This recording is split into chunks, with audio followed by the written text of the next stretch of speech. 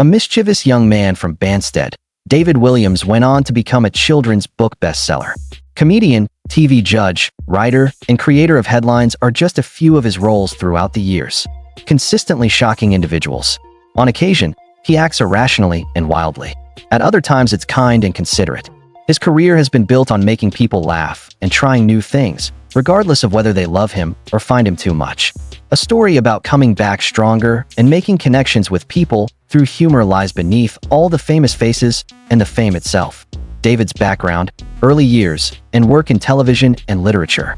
Even before he became famous as an author and TV host, David Walliams wasn't perfect. Born to an engineer father and a lab technician mother in 1971, he began his life as a mischievous Banstead, Surrey lad. From an early age on, he exhibited a big personality. He was lively, entertaining, and never out of his element. He initially found his passion for making people laugh when he was cast in school plays. He carried that enthusiasm with him from elementary school all the way to college, where he studied drama and began to plot his course for a career in show business. After joining the National Youth Theatre, David attended Bristol University for his undergraduate degree, where he made friends who would become collaborators and where his sense of humor was honed. He legally changed his name to Walliams after graduating from college, so no one would mistake him for another musician named David Walliams. Something monumental began with that seemingly insignificant alteration. His partnership with comedian Matt Lucas catapulted him to stardom at the outset. Their collaboration resulted in the hilarious and eccentric comedy series Little Britain. Viewers couldn't get enough of Walliams as he played every role, from a political aide in Need to a man who claimed to be a woman. The show was so popular that it won awards and aired on TV stations all over the globe. Walliams was propelled into the national consciousness by it. It was outrageous, bizarre, and completely memorable. But that was not all he could do. Walliams is known for his eccentric behavior and playful banter, which garner him more viewers on Britain's Got Talent, where he also judges and hosts quirky shows and plays dramatic roles. He demonstrated the ability to simultaneously be endearingly eccentric and daring. The unexpected twist occurred afterwards. Walliams began penning tales for younger readers. Readers went crazy for his debut novel, The Boy in the Dress, an emotionally charged tale about coming to terms with one's own identity and finding acceptance in the world. Next on his list were Ratburger, Gangster Granny, and Mr. Stink, every one weaving in a touch of naive humor with genuine feeling. His stories were more than just humorous. They were filled with emotion and charm, and children adored them. His books sold like hotcakes after critics drew comparisons to Roald Dahl, who is, let's face it, pretty famous. Over the years, Walliams built a literary empire. More than 50 million copies of his books have been sold, and they have been translated into dozens of languages. Numerous television adaptations of his works attest to his ongoing output of comedic, adventurous, and warmly hearted narratives. David Walliams has mastered the art of storytelling by being unapologetically himself, whether on screen or in print. His comedic and emotional performances never fail to move audiences.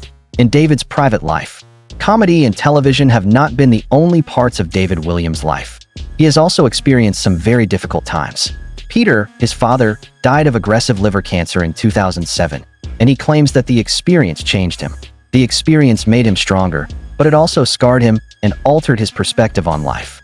A few years later, in 2009, David's relationship with 18-year-old model Lauren Budd made headlines in the tabloids. Given that he supposedly contacted her via her modeling agency, the age gap was especially troubling.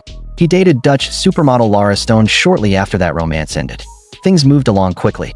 They were married by January of 2010 and had their wedding ceremony at Claridge's in London not long after. Living in the home that had belonged to Noel Gallagher, they welcomed a son named Alfred in 2013. All of that, however, crumbled by 2015. After the couple announced a temporary separation due to emotional distance, David filed for a divorce, citing unreasonable behavior as the reason. In just 6 weeks, the marriage was nullified, thanks to a speedy process that resulted in the decree NI the very next day. David has always felt comfortable being himself, regardless of how others perceive his sexuality. Not content to label himself, he hinted at being pansexual inside Little Britain. In 2013, he made the following statement to Radio Times: "You fall in love with someone's soul, heart, and brain." Fast forward to 2024, and he made an interesting observation on the Uncomfortable Conversations podcast. He said that he would have probably said, "I'm non-binary." He also revealed that while he was a student, He wore skirts and felt at ease in gay clubs. David has also been very candid about his own mental health issues. He is bipolar and has struggled with depression for decades. During Bear's mission with Bear Grylls in 2019, he described depression as being a long-lasting battle. His swim across the English Channel in 2006 was also no fluke. It was his way of reclaiming power and satisfying his own sense of self-worth. Walliams is more outspoken than most celebrities when it comes to discussing issues like mental health, loss, and identity. His candidness has helped dispel prejudice and shows that there's more to his life than just comedy. How much money David has? Okay, so in 2025, this is the rundown of David Walliams' bank account. To be honest, the figures don't add up. While some estimate his wealth at a more reasonable $25 million, others are speculating as high as $275 million. Indeed, that disparity is absolutely enormous. Some say that celebs always take the low ball when it comes to their money. People with money, on the other hand, boasted of earning $96 million in a single year, placing him among the highest-paid comedians in the world. How do we get our hands on so much money? Well, from his varied career that includes endorsements, live performances, publishing, and television. If children's literature has a Willy Wonka, David is it. Not exactly strapped for cash, with over 50 million copies sold in over 50 languages. This is a huge deal for him with HarperCollins. Not to mention the merchandise and impromptu changes. He's become nothing more than a machine that prints money. Next up is Britain's Got Talent. During her 10 years on the panel, Walliams likely earned more in a season than the average person does in a lifetime. He has money coming in from all angles after adding in the odd stage gig, a few brand deals, and live tours. A house in Bells Park, North London, which was once owned by musician Noel Gallagher, along with a Range Rover, a BMW, and likely a closet full of incredibly expensive shoes, are among the many properties that he is said to own. Walliams is still a well-paid figure in British entertainment, even though his public image takes a hit every now and then.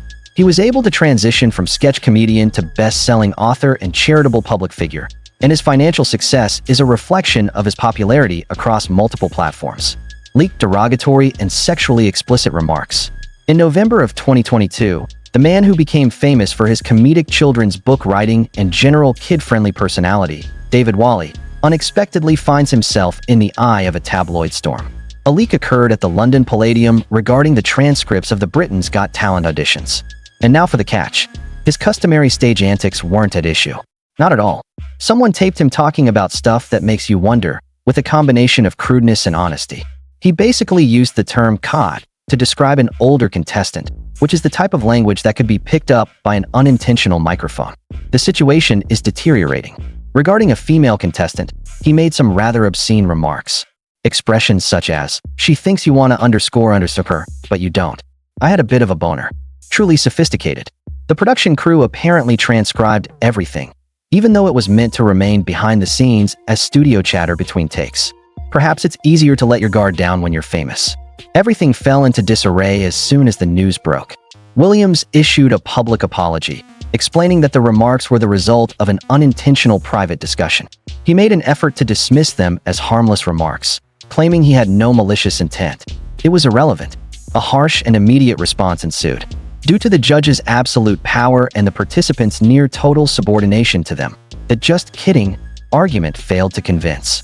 No matter your perspective, the entire ordeal was pretty repulsive.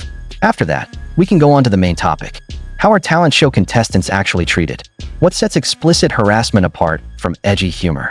Walliams resigned from her position as judge later that year after more than a decade of service. Even though he wasn't officially let go, his departure was clear to all. There was no great mystique surrounding it. Now let's proceed. Walliams claims that Fremantle Media, the show's creators, ruined his career and utterly botched the handling of his personal information in 2023. He stated that he was emotionally and financially devastated by the leak. Everything went away for him, including TV appearances and book deals. As someone who has always walked the fine line between being charming and being cheeky, this was a rude awakening. Walliams' reputation took a major hit, and the entire incident made people question how much leeway is given to certain types of banter in the entertainment industry nowadays. When Walliams got into a jam before, he always managed to pull himself out. This time, though, the harm was more extensive. His actions reflect poorly on the entire dysfunctional culture that allowed them to persist. Get out of BGT and deal with the fallout. Williams resigned from his position as judge in 2020 after transcripts of him making sexually explicit and disparaging comments about contestants during off-camera moments leaked. He had served for 10 years. £1 million was reportedly withdrawn from Williams's contract to return for the 2023 season following the controversy. According to British headlines and Metro, Bruno Tonioli's arrival on the panel, made possible by his departure, marked a change in the show's dynamic and cast. However, Williams persisted. As a result, he sued. Under his given name, David Edward Williams, he took legal action against BGT's production company, Fremantle Media, in the UK's highest court, claiming that they violated data protection laws and misused personal information. He asserted that he had suffered mental anguish, damage to his reputation, and monetary loss as a result of the leak, which had led to the dissolution of various publishing and media contracts. Due to its prominent profile and the broader concerns it raised about privacy and accountability in the entertainment industry, the case garnered considerable attention.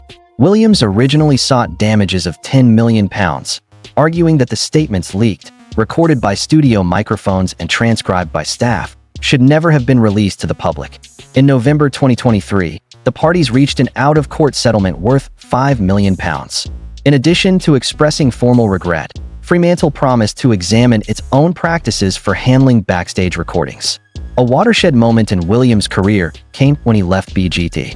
In this age of constant monitoring, he went from being a regular on Saturday night TV to serving as a cautionary tale about the consequences of casual comments. It wasn't just a professional consequence. Everything about it was intimate, legit, and widely known. Mental health impact. David Williams' tenure as a judge on Britain's Got Talent was not the only one to end due to the outrage over the leaked transcript. It caused a mental health emergency that was both extremely personal and rapidly worsening. Williams revealed his deep depression, insomnia, and suicidal thoughts in court documents pertaining to his lawsuit against Fremantle Media. Williams was given more medication than ever before in his care, according to a psychiatric report presented to the High Court, which described the impact as profound and extremely concerning. Not only was there public outcry, but there was also emotional damage. The problem here was betrayal. Williams claimed that Fremantle had secretly recorded and saved an off-limits conversation that he had thought was unrecorded. They were personal reflections on his struggles with addiction, his father's death, and his marital dissolution. He had thought these bits of chat were private, said only during breaks in filming.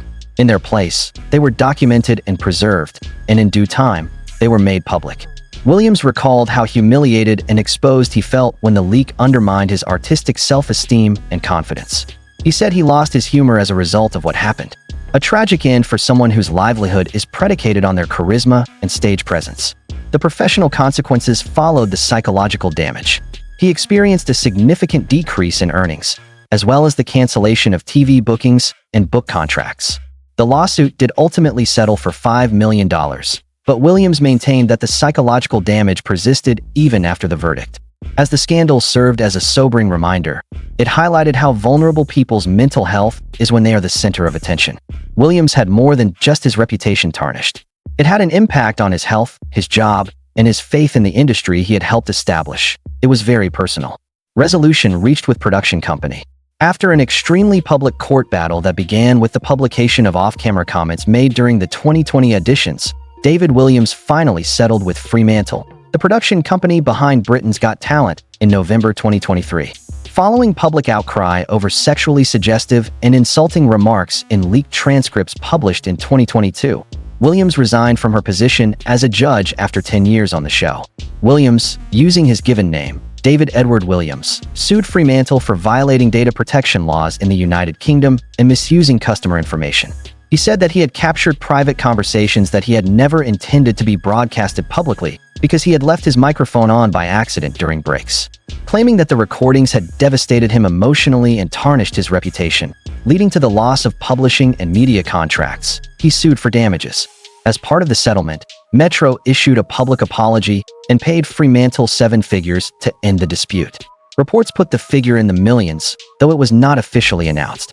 After employees voiced their displeasure with the leak, Fremantle decided to reevaluate its internal procedures regarding backstage recordings and data handling. The Sun reports that Fremantle expressed gratitude for Williams' contributions to the show as part of the settlement, which marked the end of a difficult chapter in Williams' career.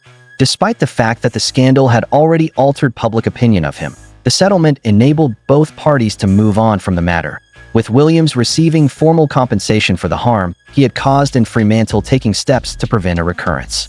Further criticism of the Hide the Sausage cartoon. David Walliams was once again in the spotlight for his criticism of a resurfaced sketch from his Little Britain live tour, adding to his troubles surrounding Britain's Got Talent. The sketch, which was shot in 2006 but didn't air until 2007, portrayed Walliams as a fictional children's performer with a history of sex offenses. Some would later find the character's use of Hide the Sausage as a joke to be extremely disturbing and gory. Reviving the sketch in 2020 drew fresh criticism, despite the fact that it had previously been featured on a live comedy show notorious for its dark humor. Audiences and critics alike felt the content crossed the line from satire into something more disturbing due to its tone and meaning. Many found it offensive that the character's portrayal had anything to do with being suggestive, given that they were a fallen performer. There had been previous criticism of Little Britain. Some were more critical of David Walliams's earlier performances after the Hide the Sausage sketch reappeared, bringing new attention to his body of work. Given that this occurred concurrently with the release of the transcript from Britain's Got Talent, it is particularly noteworthy. The tone of the backlash was intensified by the timing. Resharing the sketch prompted no official reaction, but it did demonstrate how events of the past can influence current sentiment. What started out as a sideshow on a live comedy tour has now become a hot topic regarding the boundaries of comedy and the continued accountability of performers. Further criticism for the year 2025 claims that David Walliams exhibited indecent behavior while filming the 2025 Christmas special for the BBC, Would I Lie to You?, brought him fresh criticism. Publicly available information suggests that Walliams allegedly made Nazi salutes while taping the show, something that immediately sparked debate amongst industry insiders and outsiders alike.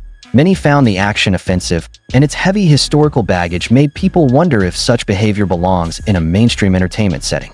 In reaction to the incident, the BBC moved swiftly. The network was planning to air the incident as part of its holiday programming, but in the end, they decided not to, effectively removing it from the lineup. The action was a strong condemnation of content that could be seen as glorifying or trivializing fascist iconography and showed how seriously the BBC took the controversy. Walliams, who had done it before in an effort to gain fame after scandals like the leaked Britain's Got Talent script and reruns of Little Britain sketches, put her back in the spotlight. There was a gradual re-evaluation of his public persona and comedic legacy, and the timing of this new criticism contributed to that. Walliams is known for always testing the limits in his performances, but this incident was seen by many as going too far, particularly considering the historical context of Nazi imagery and its sensitivities. Many were divided over the BBC's decision to not air the footage. Although some applauded the network's prompt action, others wondered how such behavior could have gotten away with it on set before it was addressed. Controversy surrounding the scandal reignited debates regarding editorial control, performer responsibility, and evolving public broadcasting standards of acceptability. After already facing the backlash of legal battles and public outcry, Walliams' career was in shambles with this episode. His already troubled relationship with major media has become even more problematic as a result of this latest scandal. The problem that this poses for artists, whose work is more likely to be questioned in this more politically aware era, is highlighted by this as well. Walliams has not made any public statements about the "Would You Lie to Me" incident that have been referenced in any source as of yet. The incident has already had an impact and will continue to shape people's views, but the fact that the BBC has withheld the footage says a lot about it. Additional works written by David. In addition to his work as a children's book author and comedian, David had a passion for the stage. Beginning his stage career in 2008 in Dublin, he co-starred with Michael Gambon in No Man's Land, a play by Harold Pinter. Even Pinter made an appearance to see the show when it ended up in London, which, to be honest, is a little bit of a compromise. In 2013, Walliams appears as Bottom opposite Sheridan Smith's Titania in a production of Midsummer Night's Dream. By the way, in 2014, he showed up at the O2 Arena seemingly out of nowhere to crash Monty Python's Live Mostly show. He jumped right into their sketch about blackmail, as if it were his home. However, his work extends beyond acting in front of a camera. The screenwriting craft has been explored by Walliams. He had been in talks with Edgar Wright to co-write the script for DreamWorks' animated feature Shadows for some time. Unfortunately, a studio hiccup prevented that from ever being finished. He made an effort, though, His aircraft still feature his 2018 appearance in a British Airways comic relief safety video, in which he MCKS about with life jackets in his own unique style. Be vigilant the next time you board a British Airways flight. His charity stunts are beyond my comprehension. A machine, that man is. He has hosted sporting and comedic relief gigs, where he has interacted with celebrities such as Dana McCall, Gary Laker, and Miranda Hart. However, his physical challenges are the most astonishing. His 2006 swim across the English Channel, which he completed in just 10 hours, raised more than £1 million. Following that, he swam the Strait of Gibraltar, cycled the United Kingdom in 2010, injury-plagued. In 2011, the year he did the most insane thing of his life. Walliams raised over £2 million while swimming 140 meters down the Thames River, but he completely destroyed himself in the process. In 2013, due to giardiasis and spinal damage, the entire ensemble had to undergo surgical removal. But seriously, the man just will not give up. Walliams would be proudly displayed at the head of any list of British celebrities who devote themselves fully to charitable causes. The scope of our influence extends across the world. Beyond the realms of British television and publishing, David Walliams' influence reaches far and wide. Joining the judges panel of Australia's Got Talent in 2022, he introduced a new audience to his distinctive blend of warm personality and quirky humor. His popularity on the show is evidence that his charisma and natural sense of humor are universally appealing. At literary festivals around the world, Walliams has shared his thoughts on storytelling, creativity, and reaching a younger audience, including those in New Zealand and continental Europe. Educators and parents, in particular, love his sessions because of the way he manages to combine humor with profound emotional content. His children's book specials, such as Gangster Granny and Mr. Stink, have been broadcast in numerous countries, frequently with local voice actors and cultural adjustments to cater to regional viewers. Even though his stories are set in Britain, they have themes that are relatable to people all over the world, as these adaptations demonstrate. He is actively involved on a global scale, even in his social media accounts. His global fan base engages with his posts, shares character-inspired artwork, and offers insightful commentary in a variety of languages. Walliams' response style, which includes humor and gratitude, makes him more approachable and popular around the world. Walliams has established herself as a storyteller who transcends borders, not only through language, but also through shared experiences and emotions, whether it be through media appearances, book adaptations, or festival talks. The real reason David spent time behind bars. What may have been a disastrous trip in 2023 became a comedy clinic thanks to David Walliams. He had mistakenly packed the wrong passport on his way to Venice for a peaceful weekend getaway. There are 2 passports in Walliams' possession. He took the one that had expired. Without asking any questions, Heathrow allowed him to breeze through. However, he encountered some resistance from the Italian border police upon his arrival. They quickly led him to a detention cell after noting the document's expiration date. Bureaucracy at its most savage, with zero drama and zero shouting. There, Walliams sat for 7 hours. Just a fully charged laptop, some water, and no phone call or hot food. The vast majority of individuals would be pacing the floor, perspiring profusely, or pleading for an escape. Walliams began penning his thoughts. Walliams didn't just scribble aimlessly while incarcerated. The Blunders, a children's book he was penning at the time, came out not long after the incident. Actually, he became so engrossed in it that he later made a joke about how he felt gutted when they released him since he hadn't completed his assignment. If anyone could make a writer's retreat out of a passport gaffe, it would be him. At the Henley Literary Festival, he told the complete tale during a question and answer session with children. He brought the house down with his deadpan response, Italian prison cell, when asked where he likes to write. In May 2024, Walliams spoke about the incident on ITV's Lorraine, admitting that the police were yelling at him and describing the treatment as extremely harsh. He said that he felt strangely at peace during the ordeal, likely due to the fact that he began writing, despite the stress. Walliams at his most iconic, charmingly naive, self-deprecating, and utterly ridiculous. The story went viral as soon as it was shared, with fans and media outlets gushing over the notion of a best-selling author discovering artistic fulfillment while incarcerated. Walliams, above all else, evaded arrest. An administrative error occurred. No criminal charges were filed. He was released on the same day and resumed his journey, likely with a more thorough examination of both passports this time. All in all, the episode enriched his already eccentric public persona. A traveler, a little bit of an accidental fugitive, and perpetually prepared to make a comedy out of any situation.